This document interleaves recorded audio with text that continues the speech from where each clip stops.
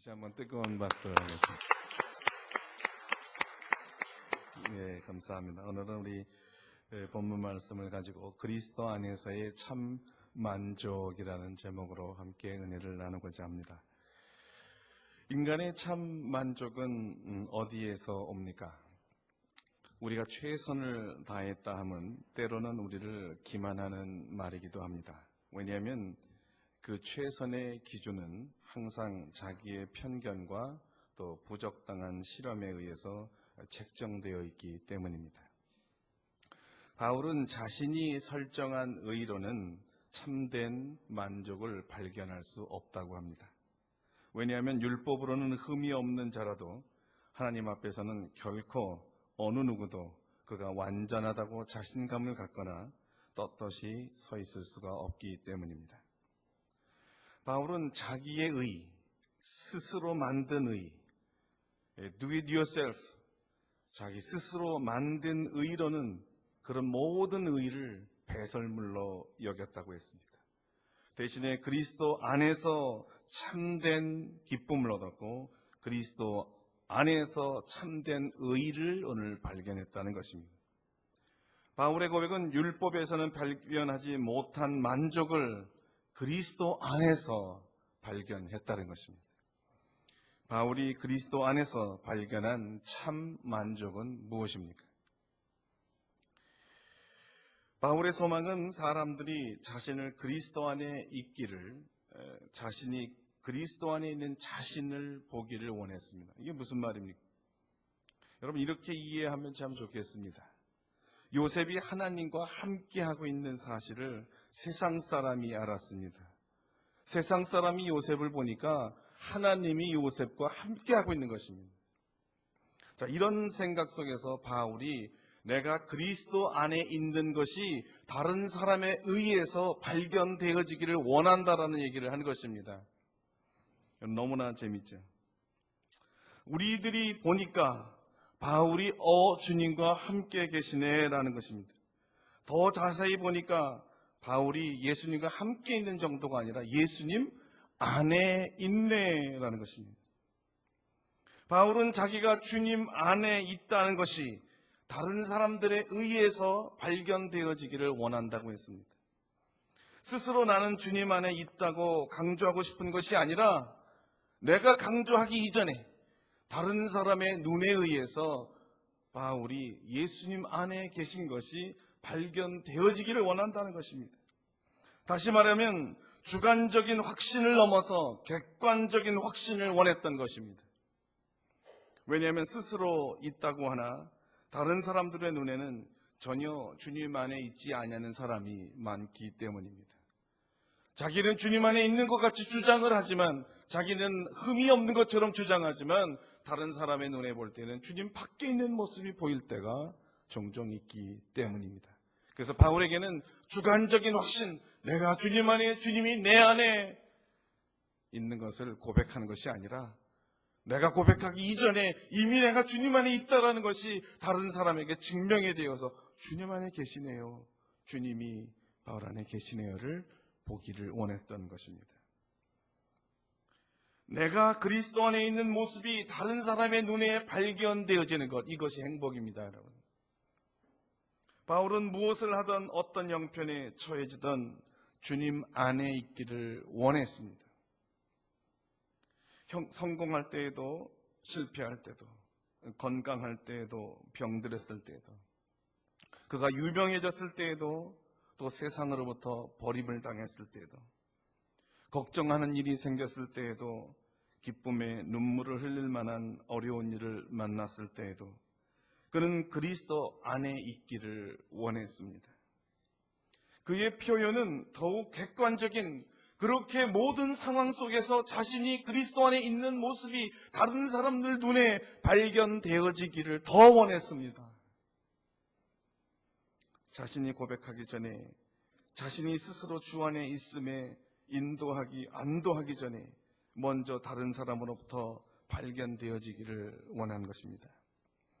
이 간절함은 사실은 의식 체계를 넘어서 무의식 세계 속에서라도 자신은 철저히 그리스도 안에 있기를 원하는 마음이었던 것입니다.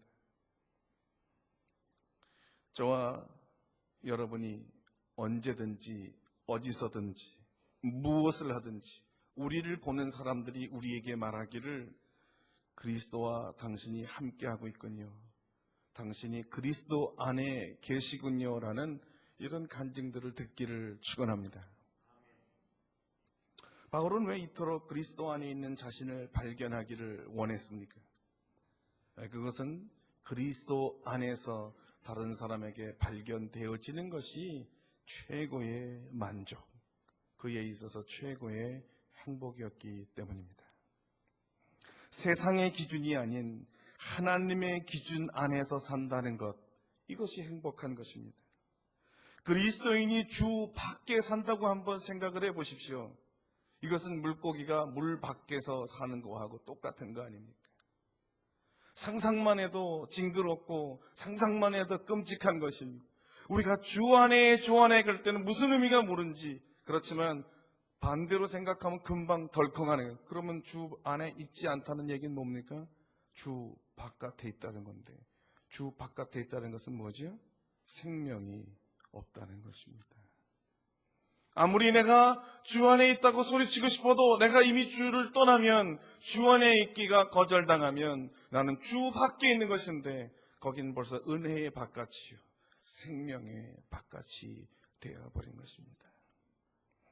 그러므로 바울은 심각하게 이런 표현을 자주 합니다. 주 안에 갇힌 나 바울은, 나는 주 안에 갇혀있는 사람이라는 것입니다. 밖으로 나가고 싶어도 나갈 수 없는 노예 상태를 얘기하는 것입니다.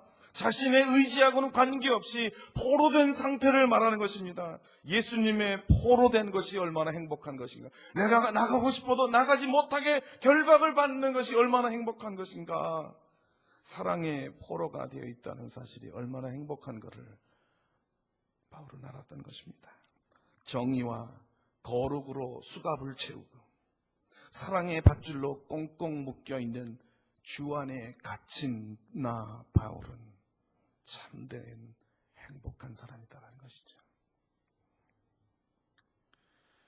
고영은 형제가 이와 같은 그리스도 안에 갇힘에 대하여 아름다운 시로 노래했습니다. 오직 주의 사랑에 매여 내 영 기뻐 노래합니다. 이 소망의 언덕 기쁨의 땅에서 주께 사랑드립니다. 오직 주의 임재 안에 갇혀 내 영 기뻐 찬양합니다. 이 소명의 언덕 거룩한 땅에서 주께 경배드립니다.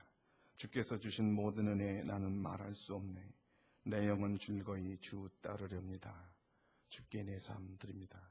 우리 다시 한번 부르시면서 여러분이 주님의 임재 안에 지금 갇혀 계셨는지, 아니면 주의 사랑에 매여 있는지, 여러분이 주 안에 계신지 주 밖에 계신지 찬양 속에서 확인하시기 바랍니다.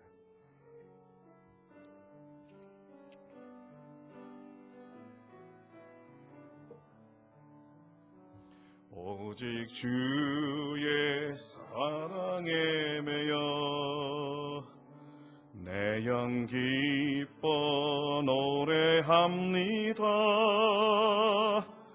이 소망의 언덕 기쁨의 땅에서 주께 사랑드립니다.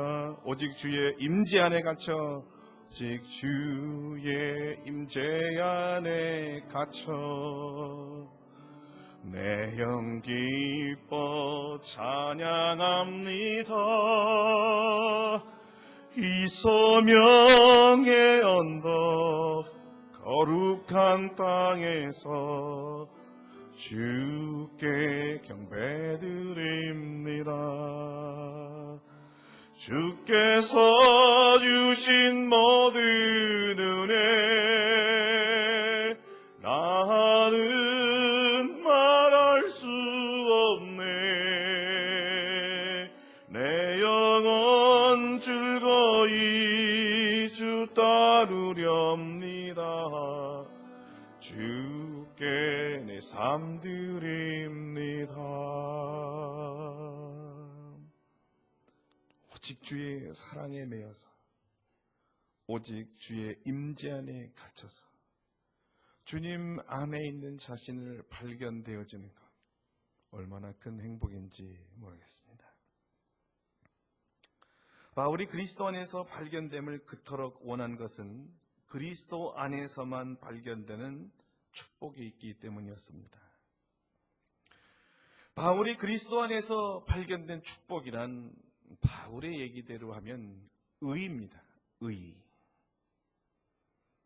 바울 자신의 표현에 의하면 내가 가진 의는 율법에서 난 것이 아니요 오직 그리스도를 믿음으로 말미암은 것이니 곧 믿음으로 하나님께로서 난 의라. 바울이 말한 의는 두 종류의 의였습니다. 하나는 율법의 의요, 다른 하나는 하나님께로부터 난 의입니다. 율법으로 난 의는 자신을 불만족하게 만들고 하나님으로부터 난 의는 자신을 만족하게 한다는 것입니다. 원래 의란 하나님과의 올바른 관계를 말합니다. 그러므로 율법으로는 하나님과 올바른 관계를 맺을 수가 없고 오직 믿음으로만 가능합니다. 바울은 오직 그리스도 안에서 믿음으로만 하나님 앞에 바로 서 있음을 천명했던 것입니다. 우리 한번 마음에 한번 새겨봅시다. 그리스도 안에서, 더 크게 하셔야죠. 그리스도 안에서 오직 믿음으로만 하나님과 바른 관계를 맺을 수 있습니다. 이것을 의다 얘기합니다. 그런데 바로 자신이 그리스도 안에서 발견되어진다는 것은 마치 하나님께서 이 바울에게 말씀하시기를 바울아 너는 의 안에 있구나. 바울아 너는 내가 요구하는 믿음을 가지고 있구나. 바울아 너는 의로운 사람이야 라고 선언해 주는 것 같은 효과를 갖는다 이 말입니다. 자, 이 바울이 포기한 의, 두 번째로 말하는 바울이 포기한 또 의가 있습니다. 스스로 의롭다 여긴 의입니다. 율법의 기준에 의해서 판명된 의입니다. 자기 노력과 공로와 선한 행위를 따라 등급되어진 의입니다. 이 의를 위해서 한때 바울은 자신의 생명을 놓기도 했던 의였습니다. 이 의는 행위 증명서입니다. 행위에 의해서 만족도가 달라집니다. 이 의는 그리스도 밖에서만 발견되어지는 의입니다. 그러므로 그리스도와는 아무 관련이 없습니다. 이 의는 사람들 앞에서는 칭송을 받을지라도 하나님의 심판대 앞에서는 아무 쓸데없는 휴지 조각에 불과합니다. 그러므로 바울은 이 의를 버리고 싶은 의, 포기하고 싶은 의 이렇게 불렀고 더 심하게 바로 전주에 이것을 배설물이다 이렇게 표현했던 것입니다. 자신이 가졌던 모든 증명서, 행위 증명서, 노력 증명서, 율법 증명서는 이제 그리스도에서 발견 의에 비춰볼 때 배설물에 지나지 않는 것들이었던 것입니다. 그러나 바울이 갈망하는 의, 갖고 싶은 의, 소유하고 싶은 의가 있습니다. 이 의는 하나님이 상 주시는 의입니다. 우리에게 참 만족을 주는 의입니다. 이 의는 우리를 영원히 안전하게 만들어주는 의입니다.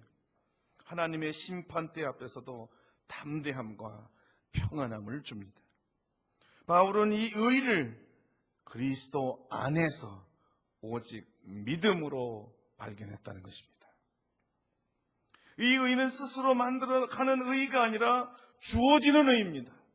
입혀주는 의입니다.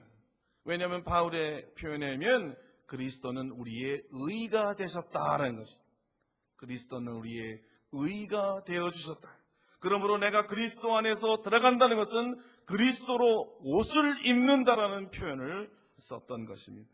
이것이 바로 스스로 만든 옷이 아니라 하나님으로부터 주어진 선물로서의 의를 말하는 것입니다.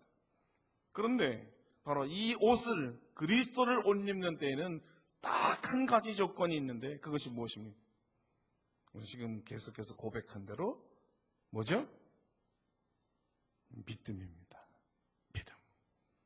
믿음으로만 그리스도를 옷 입을 수가 있습니다.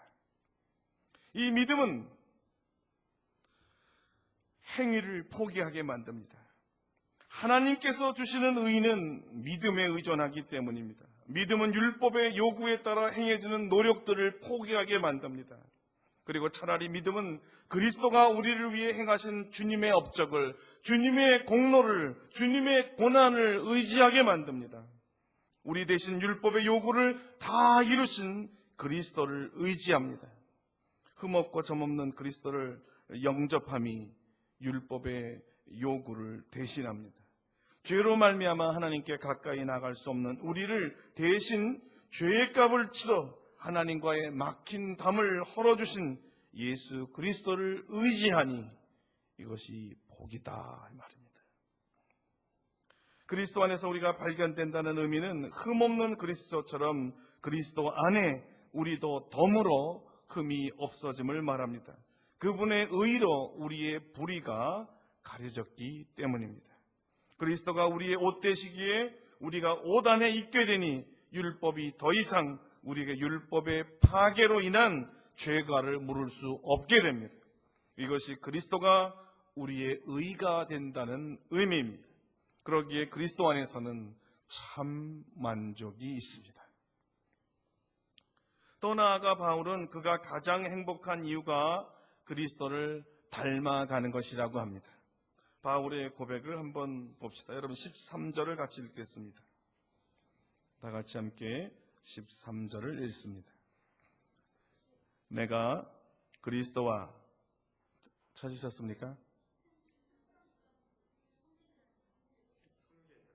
내가 그리스도와 죄송합니다.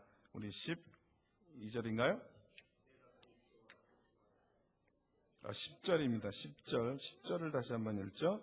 내가 그리스도와 그 부활의 권능과 그 고난에 참여함을 알려하여 그의 죽으심을 본받아 어찌하든지 죽은 자 가운데서 부활에 이르려 하노니.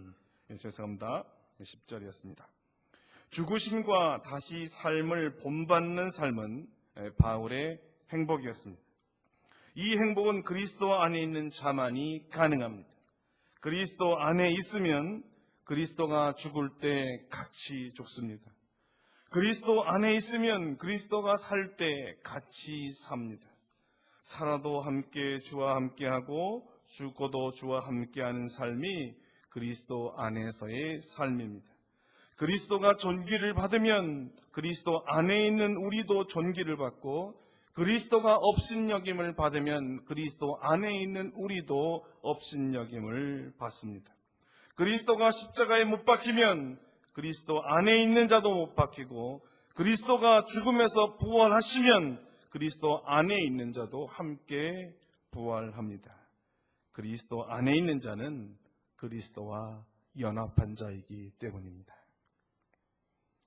여러분, 칸가루가 있지 않습니까? 이 칸가루가 비록 스스로 다닐 수 있지만 엄마 주머니에 있을 때가 가장 행복하다고 합니다. 엄마 칸가루가 뛰면 아기 칸가루는 주머니에 있는데 자기도 같이 뜁니다. 칸가루가 서서 걸어가면 아기 칸가루도 그 안에서 더불어 걸어갑니다. 주 안에 있는 칸가루들은 주님이 뛰면 같이 뛰고 주님이 멈추면 같이 멈춥니다. 엄마의 체온을 느끼며 엄마의 심장 박동 소리를 들으며 사랑을 먹고 자라는 이 아기 캥거루가 최고의 만족을 갖는 것입니다. 최고의 안전이 어머니 주머니 속에 있습니다. 어머니 주머니 속에 들어갈 때만이 최고의 평안을 느낍니다. 최고의 먹이와 최고의 휴식을 취할 수 있습니다. 아기 캥거루는 어머니 뱃속에 주머니 안에 들어갈 때가 가장 행복합니다. 바울은 그리스도 안에서 가장 행복한 사람은 그리스도께서 하신 일들을 같이 할 수 있기 때문이라는 것이었습니다. 고난도 영광도 십자가도 부활도 주님이 하신 일이라면 모두 동참하는 은혜를 가졌습니다. 여러분, 성 프란시스코가 은혜를 받고 주님께 기도합니다. 주님의 고난에 동참하기 원합니다. 제 손과 발에도 십자가의 고통을 느끼게 해주십시오. 주님은 프란시스의 기도를 응답해 주셨습니다. 그래서 곧 프란시스의 두 손에 피가 흐르고 예수님과 똑같은 못 박힘을, 고통을 느꼈습니다. 프란시스는 울며 소리치며 외쳤습니다. 그리스도여, 그리스도여. 주님께서 이런 끔찍한 형벌을 왜 받으셨습니까? 왜 이 죄인을 위해서 십자가에 죽으셨습니까? 그리스도인은 그리스도의 남은 고난을 자기 몸 안에 채우는 사람들입니다. 그리스도가 받을 모욕을, 그리스도가 받을 수치를, 그리스도가 받을 능력을 받는 자입니다. 그러나 단지 고난뿐만 아니라 그리스도의 영광에 참여하는 자입니다. 형제들의 형통에 기뻐하며 축하하며 춤추는 자들입니다. 형제들이 건강할 때 화목의 즐거움에 한박 웃음을 짓는 자들입니다. 형제의 기쁨이 나의 기쁨이 됨을 체험하는 자들이기도 합니다. 이 그리스도와의 연합된 삶은 한 번의 경험으로 만족하는 것이 아니었습니다. 그리스도 안에 있는 삶이라는 것은 일시적이고 한시적인 순간을 의미하지 않습니다. 그의 생명이 붙어있는 동안 바울은 그리스도를 본받는 삶을 사는 것이 그의 최고의 행복이었고 최고의 만족이었다는 것입니다. 우리 다시 마지막 12절을 한번 읽겠습니다. 내가 이미 얻었다 함도 아니요 온전히 이루었다 함도 아니라 오직 내가 그리스도 예수께 잡힌 바 된 그것을 잡으려고 쫓아가노라. 늘 십자가와 부활을 겪는 삶이야말로 나는 행복합니다라는 고백을 수없이 하게 만듭니다. 이 삶을 살라고 자신을 부르시고 자신 안에 두게 하신 그리스도를 따라 사는 삶이 바울의 행복이었습니다. 여러분, 그리스도인의 행복이 참 만족이 어디 있겠습니까? 그리스도 안에 거할 때입니다. 그리스도 안에 거하는 순간적인 기쁨이 아니라 우리의 생명이 닿을 때까지 주님 안에 거하면서 주님과 동고동락을 하는 것이 크리스찬의 참 기쁨입니다. 사랑하는 성도 여러분, 여러분의 삶이 좀 어떻습니까? 행복하십니까? 네, 이렇게 하면 행복한 사람이고 이렇게 하면 아닌 거죠. 또 가만히 제 눈만 쳐다본 사람은 잘 모르겠습니다.